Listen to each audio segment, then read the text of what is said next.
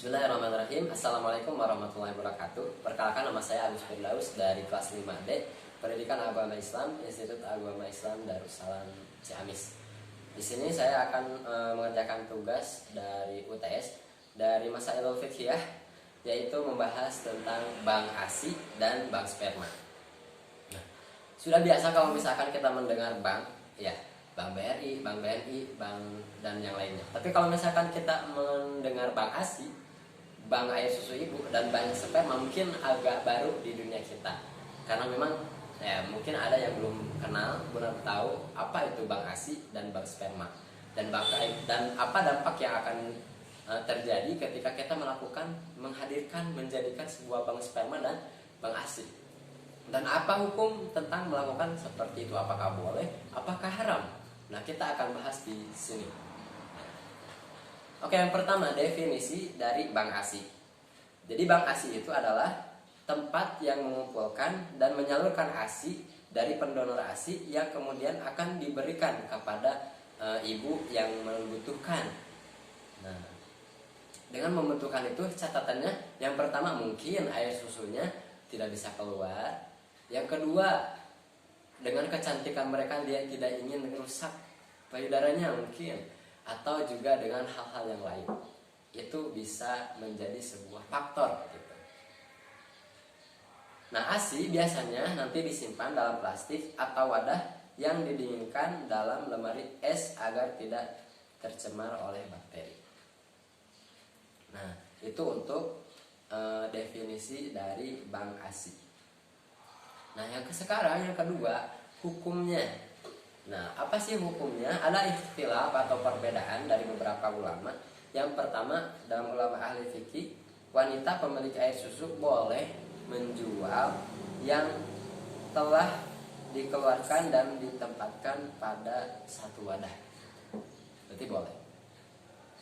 Karena memang ya ada juga yang memang beralasan dia tidak bisa mengeluarkan air susu sehingga putranya itu sangat membutuhkan sehingga bisa membeli.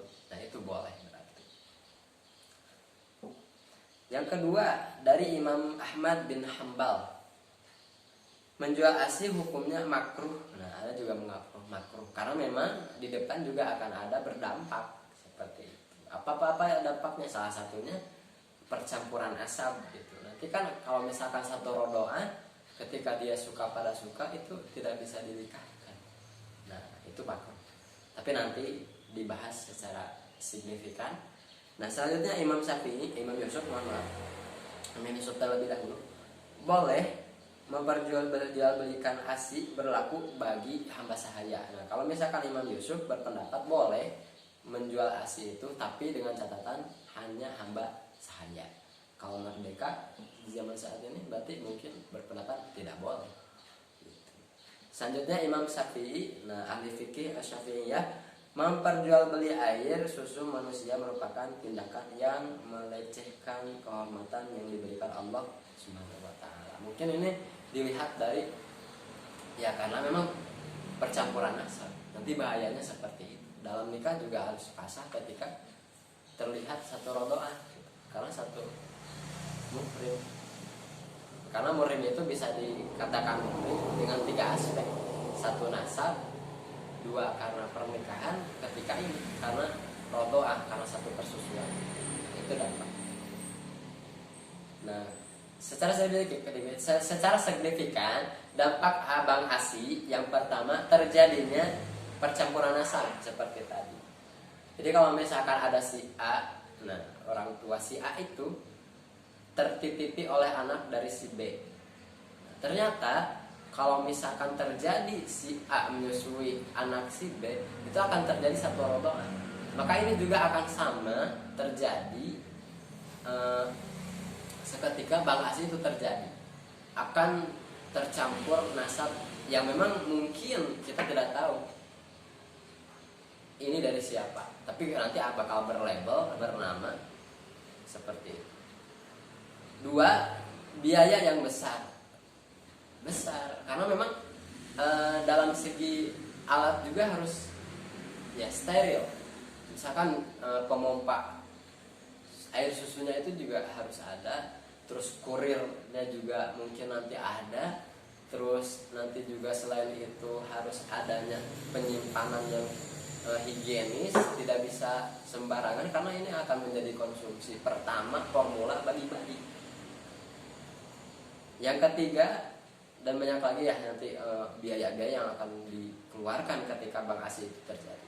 Yang ketiga, ASI berpotensi terkena virus atau bakteri ya. Seperti tadi, kalau misalkan di packing tidak higienis, maka akan terjadi banyak bakteri yang sehingga akan mengganggu kestabilan kesehatan anak. Bahkan sangat berdampak kepada pertumbuhannya. Itu kalau memang masa-masa emas, golden age seperti itu kan harus seperti diperhatikan. Yang keempat, akan berlomba-lomba menjual ASI. Dan nanti akan menjadi bisnis gitu. Saya mah akan jadi jual ASI ya. Seperti itu. Maka nanti banyak orang-orang yang memang menjual gitu ASI tersebut. Secara ekonomis mungkin dia diuntungkan, tapi secara hukum kan tadi juga ada yang meragukan. 5. Akan semakin malas menyusui anak. Nah, ini akan menjadi terjadi, ibunya akan berdampak malas untuk menyusui anaknya sendiri gitu. Mending beli aja kalau misalkan ada, kalau memang apalagi yang memang memikirkan kecantikannya gitu kan, seperti itu. Nah, untuk itu untuk bank sperma, untuk bank ASI. Nah, sekarang kita untuk bank sperma. Bank sperma, nah untuk secara definisi hampir sama dengan bank ASI. Tapi untuk bank sperma adalah pengambilan sperma dari donor sperma lalu dibekukan dengan disimpan ke dalam larutan nitrogen cair untuk mempertahankan fasilitas sperma.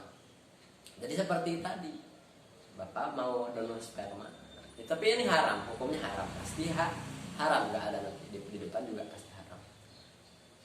Yang zina yang udah tahu bapaknya juga kita haram. Ini apalagi misalkan donor sperma dari nggak tahu, jadi bagaimana terjadi?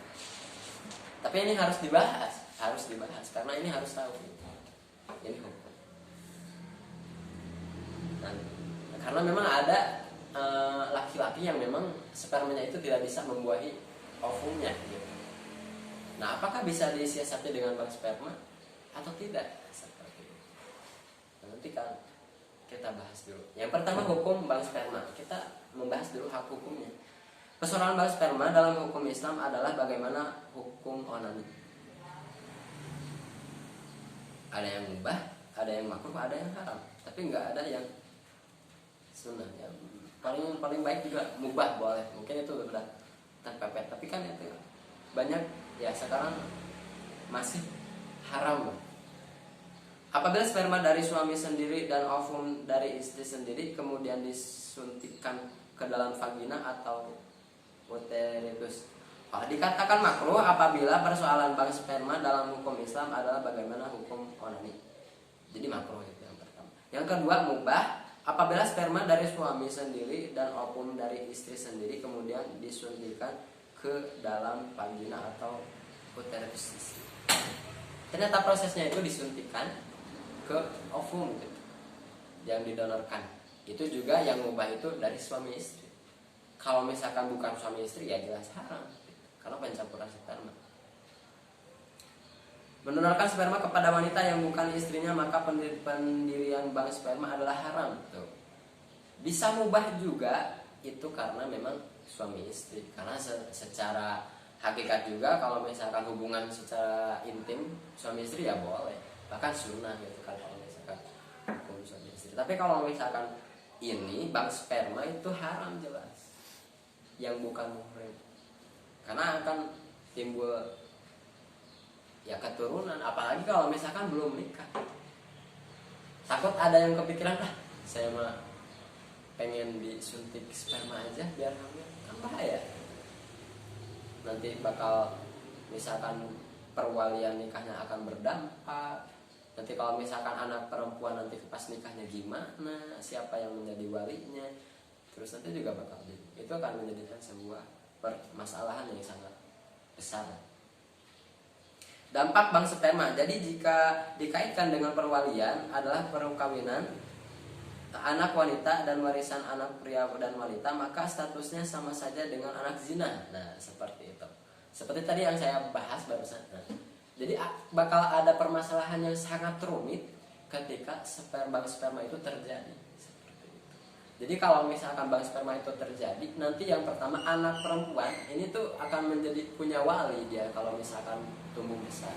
Jadi walinya itu siapa? Ya udah nggak jelas. Terus kalau misalkan secara kenegaraan juga dalam kartu keluarga juga dia nggak punya ayah, nggak punya tulang punggung keluarga. Itu bakal aneh lah secara kenegaraan dan secara keislaman juga. Nah, maka hukumnya juga akan seperti hukum zina. Dia itu nggak bakal, kalau misalkan anak laki-laki nggak bisa mendapatkan waris dari siapa orang nggak tahu spermanya. Walaupun ditentukan oh ini mah spermanya sperma Cristiano Ronaldo misalkan, apakah mungkin Cristiano Ronaldo akan mengakui spermanya itu? Dia nggak melakukan apa-apa, hanya disuntikan oleh lewat suntikan.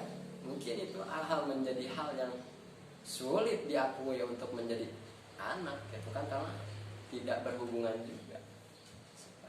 Hanya disuntikan saja.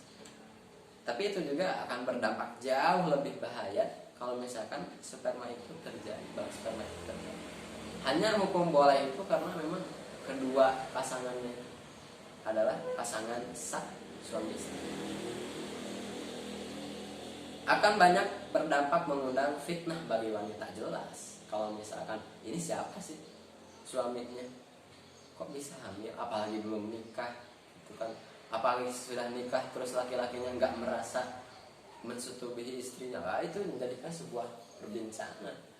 Oh, pembahasan tentang selingkuh saja maka sampai terjadi perceraian, apalagi ini terjadinya sebuah keturunan lewat hanya disuntik saja. Kira-kira bahaya nggak? Bahaya. Maka itu akan banyak bertebaran fitnah di mana-mana. Bahkan kalau misalkan ini dilegalkan, bisa jadi dia itu beralasan, oh ini mah saya suntik persperma, saya mah bank sperma nggak zina. Nah itu kan juga akan berdampak sangat rumit, apalagi di zaman sekarang seperti itu. Mungkin itu dari saya pembahasan dari bank ASI dan bank sperma dengan dampak dan definisi dan hukum. Barangkali yang menonton saya di YouTube, kalau misalkan ada pernyataan yang tidak sesuai dengan syariah yang belum saya ketahui, boleh di komen dan boleh diluruskan.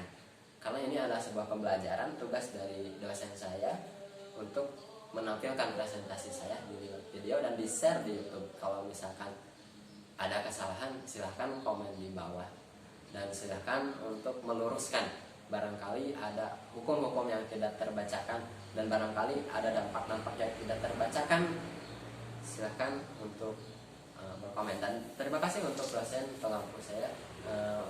Saya menyatakan terima kasih karena dengan ini saya bisa mempresentasikan ke publik seluruh dunia. Terima kasih untuk selamanya. Terima kasih para kru kameramen. Assalamualaikum warahmatullahi wabarakatuh.